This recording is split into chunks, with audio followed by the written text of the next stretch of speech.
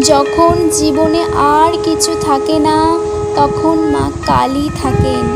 জীবনে এমন সময় আসে যখন সব কিছু হারিয়ে যায়, ভরসা হারিয়ে যায়, আপনজন দূরে সরে যায়, মন যেন শূন্য হয়ে পড়ে।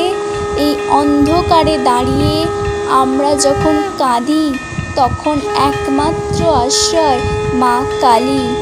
তিনি কোনো সাধারণ দেবী নন, তিনি হলেন অদম্য শক্তি, মায়ের করুণা আর ভক্তের রক্ষা। মা কালী এমন একজন যিনি ভক্তের একটা চোখের জল মাটিতে পড়তে দেন না। যদি তুমি একবার মন থেকে ডাকো, তবে মা সেই ডাকে সাড়া দিতেই আসেন।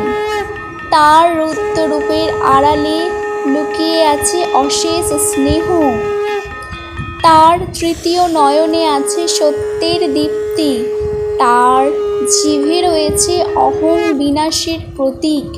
যখন চারিদিক থেকে বিপদ আসে, তখন মা হাতে খড়গ তুলে তোমার সামনে দাঁড়ান। তিনি বলেন, ভয় পেও না সন্তান, আমি আছি। ভক্তের জীবনে যখন অশান্তি আসে, তখন মা বলেন, তোমার সমস্ত দুঃখ আমি গ্রহণ করলাম। তার চরণে যারা স্নেহে মাথা রাখে, তাদের জীবন থেকে কষ্ট সরে যায়। তিনি ভক্তের হৃদয়ে জ্বেলে দেন সাহসের আলো।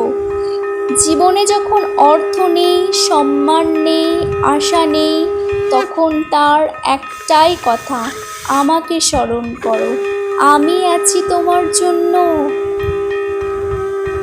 যদি জীবনের যুদ্ধে তোমাকে ক্লান্ত করে তোলে, তবে দাঁড়াও মা কালীর সামনে, বলো শুধু একবার মা।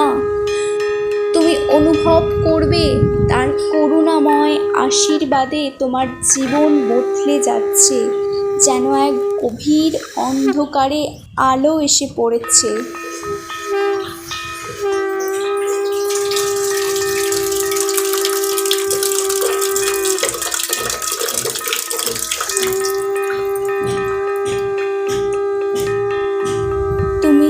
মা কালী তার ভক্তকে কখনো একা ফেলেন না।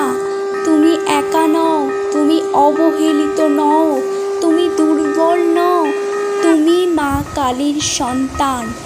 তার আশীর্বাদে তুমি সব করতে পারো।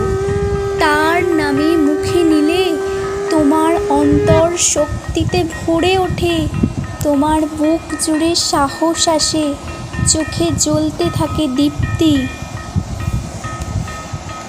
জীবন যতই কঠিন হোক না কেন, মা কালী সব সরিয়ে দিয়ে তোমার সামনে খুলে দেন নতুন পথ।